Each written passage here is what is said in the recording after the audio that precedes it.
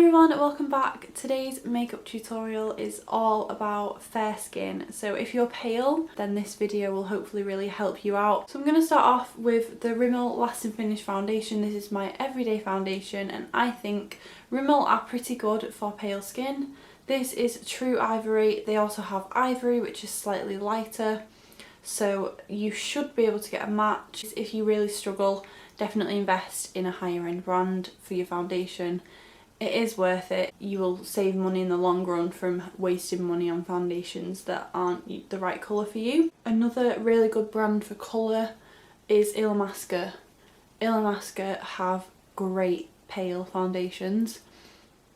They even sell a white foundation. If you do find you are the palest shade, or even if the palest shade is a little too dark for you, having something like that and you can actually mix it into other foundations, that could work really well for you as well and might be a really good investment. Then I'm going to go in with my Nars Creamy Concealer. I have the shade Vanilla. This is light too and this is really light. So there's one that's even more lighter than this. I think it's called Porcelain. So Nars have a great shade selection. I still like to go, even when I'm pale, I still like to go lighter than my skin tone when it comes to concealer, because it really brightens up the face. You are more prone to a little bit of pink in the skin and redness, so using a nice brightening concealer really helps. And I'm just buffing that in with my Real Techniques setting brush. So whilst that kind of sits on my face and warms with the skin, I like to wait a little bit before powdering. So whilst I'm waiting, I'm going to fill in my brows. You want to focus on a really natural definition, because I find personally, being pale, my features can get a little bit lost because my brows are lighter, my eyes are light, and I just need a little extra help just to make everything look more eye-catching and kind of make my eyes look piercing and frame my face. So a bit of brows really helps. I'm just going to brush those through a little bit with my mascara wand. So I'm going to be using my Rimmel Stay Matte Powder in Translucent. This is great if you're pale, and I would recommend translucent powder in general, as when you go for colour it's just another step where you might not get a good colour match. Translucent is always just going to look really nice and invisible on the skin. I think cool tone eyes are really complimentary if you are very fair. So that's what I'm going to do today. I'm going to start with MAC's Omega. This is a matte eyeshadow and I'm just getting my Sigma E25 brush, getting some of the product on the end of the bristles where it's tapered, and I'm just going to use this in the crease just to give my eyes a little bit of shape. I'm not being too precise with it, I'm just sort of windshield wipering it, just so that when I open my eyes the actual shape is a bit more defined. Then I'm just going to blend that a little bit. Then I'm going to grab Satin Taupe. This is a gorgeous cool toned eyeshadow, so I'm actually just going to use this all over my lid and just a little bit underneath. You want to get it kind of just at the crease, just so you can slightly see it when the eyes are open. And then I'm going to blend again, just a little bit.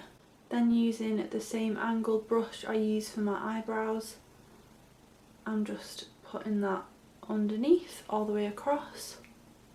I'm going to tight line with my gel liner. I feel like this makes green and blue eyes really piercing. You can already see a difference. Just makes them so cat-like and eye-catching. If you have, you know, small eyes and you don't like putting the black all the way around, you could do a winged liner at this point. That would look really pretty as well. Then I'm just curling my lashes and adding mascara. I like to put a little bit of bronzer on just to take the edge off. Just adds a little bit of extra life back into my face.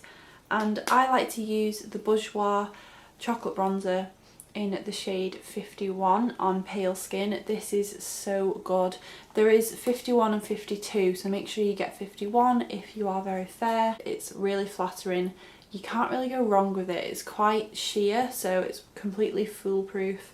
you can add a really nice bit and it will just add a little warmth to your face without even really looking like bronzer. I'm not really like that calculated when I put this on. I generally just do it in the 3 shape, and I'm quite generous with my application as it is sheer. So I know contouring is pretty terrifying to some people with pale skin, as it's so tricky to find the right shade. I think you should try the NYX blush in Taupe. This looks really subtle and natural if you are fair. I'm just going to use my sculpting brush from Real Techniques, just get quite a bit on, tap off, and I just like to add a little bit right up in the hollow of my cheek.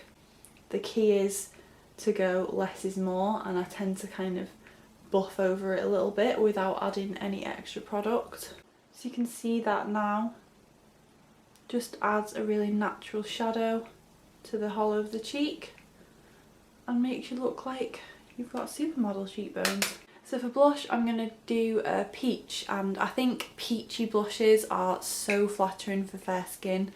They're soft enough in colour so they're not going to look really harsh. They just add a vibrancy and a real lift. So I'm just using this Peaches and Cream blush from Vivo. It's really beautiful and shimmery, so it kind of doubles as a highlighter. I'm not going to use a separate highlighter. So I like to dust this along the top of my cheekbone. So on the lips, I wanted to go nude, and I wanted to talk about some of my favourite nude lipsticks for fair skin, as I know it can be really tricky and a lot of them just make you look like a zombie. I've definitely wasted a lot of money in the past buying nude lipsticks that just didn't work. So generally I would say go closer to the natural pigment of your lips.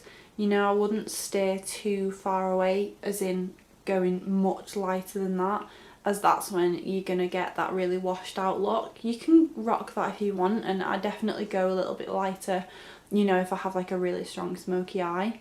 But for like an everyday nude, I really like MAC's Patisserie.